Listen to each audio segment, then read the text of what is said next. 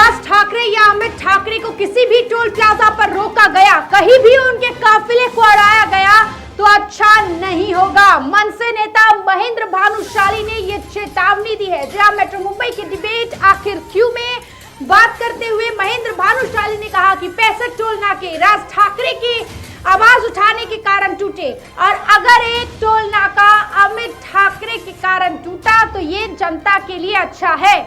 महेंद्र भानुशाली ने यह भी कहा कि अमित ठाकरे को जानबूझकर रुकाया गया। सुनिए महेंद्र भानुशाली का बयान।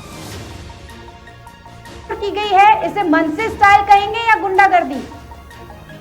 देखिए, ये ना मनसे स्टाइल है ना ये गुंडागर्दी है।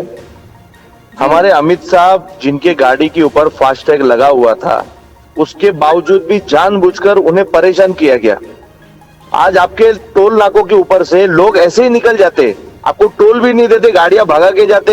लेकिन इतना बड़ा आदमी राज साहब ठाकरे का लड़का और आज पूरे महाराष्ट्र का जो दौरा करने वाला व्यक्तित्व है वो है हमारे अमित साहब ठाकरे। आज हर टोल नाके के ऊपर उन्हें पता है कि ये हमारे अमित राज साहब ठाकरे, उनकी गाड़ी के ऊपर फास्टैग लगा है। ठीक है, आपका इंटरनल जो भी प्रॉब्लम होगा उसकी वजह से आपका कुछ तो जो डोम बाम्बू रहता है वो नीचे गिर गया रहेगा, लेकिन आपको पता होना चाहिए कि इतना बड़ा आदमी वहां से जा रहा है तो आपने उसे हाथ से उठा के ऊपर कर लेना चाहिए। लेकिन आप लोगों ने, टोल नाके वालों ने जानबूझकर उन्हें 15 से 20 मिनट रोका गया और वो अपनी प्रोसीजर करके वहां से निकल गए। लेकिन ये हम कार्यकर्ताओं की तकलीफ थी कि हमारे साहब को तकलीफ दी गई जानबूझ के, और ये जो उन्होंने क्रिया की उसकी ये प्रतिक्रिया है, एक्शन का रिएक्शन था ये। अच्छा, एक बात बताइए महेंद्र भानुशाली जी, देखिए अमित ठाकरे के जो गाड़ी पर फास्टैग लगी हुई थी वो फास्टैग ब्लैक लिस्टेड थी, जिस कारण उन्हें रोका गया। सर सॉरी, समझा नहीं। उनके गाड़ी पर जो फास्टैग लगी हुई थी उस फास्टैग को ब्लैक लिस्टेड बताया जा रहा है। नहीं, ब्लैक लिस्टेड क्यों बताएंगे? फास्टैग, अगर इतना बड़ा आदमी एक तो फास्टैग लगाता है, उन्हें फास्टैग लगाने की भी जरूरत नहीं है। उनकी गाड़ी अगर जाती है तो उनके लिए एक लाइन क्लियर की जानी चाहिए, वो इतने बड़े आदमी है।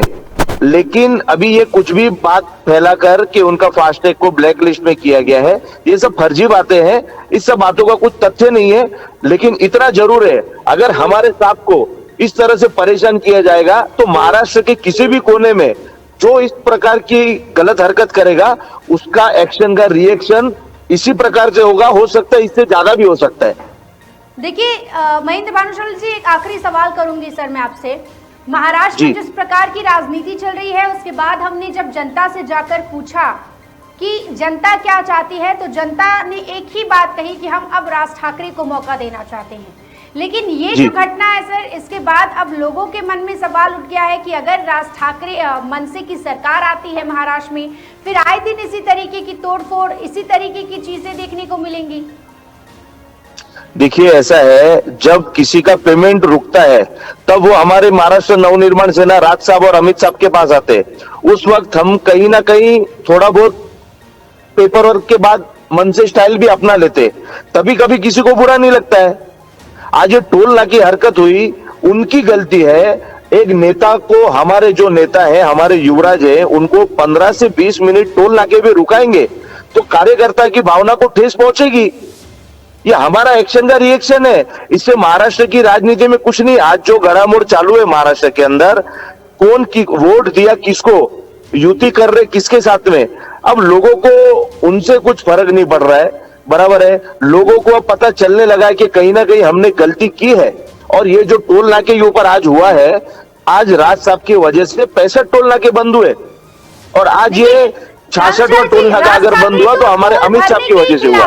राज ठाकरे तो टोल भरने के ही खिलाफ है। उन्होंने इसके लिए एक बहुत बड़ा आंदोलन भी चलाया था, जिसके बाद 65 टोल नाका बंद हुआ था। अमित ठाकरे आज कहते हैं कि साहब की वजह से 65 टोल नाका बंद हुआ, मेरी वजह से एक हो गया। तो अच्छी बात है ना, लोगों को सुविधा मिलेगी। अगर एक टोल नाका हमारे अमित साहब की वजह से टूट रहा है तो ये लोगों के लिए अच्छा है ना। वैसे भी समुद्री मार्ग के ऊपर क्या फैसिलिटी, आप बताइए ना, इतने एक्सीडेंट हो रहे हैं, कोई सुविधा नहीं है, तो ये टोल नाका किस काम का? क्या ये कानून व्यवस्था को हाथ में लेना ठीक बात है सर? देखिए, कोई कानून व्यवस्था को हाथ में लेना नहीं चाहता है, लेकिन अगर हमारे राज साहब और अमित साहब के साथ में इस प्रकार की घटनाएं कोई जानबूझकर करेगा तो फिर हम कानून नहीं देखेंगे, फिर हम हमारे हिसाब से उनको जवाब देंगे। फिर कानूनी कार्रवाई हम पे जो होगी वो हमें कबूल है। बहुत बहुत शुक्रिया महेंद्र भानुशाली जी, आपका हमारे साथ जुड़ने के लिए और समय देने के लिए। फिलहाल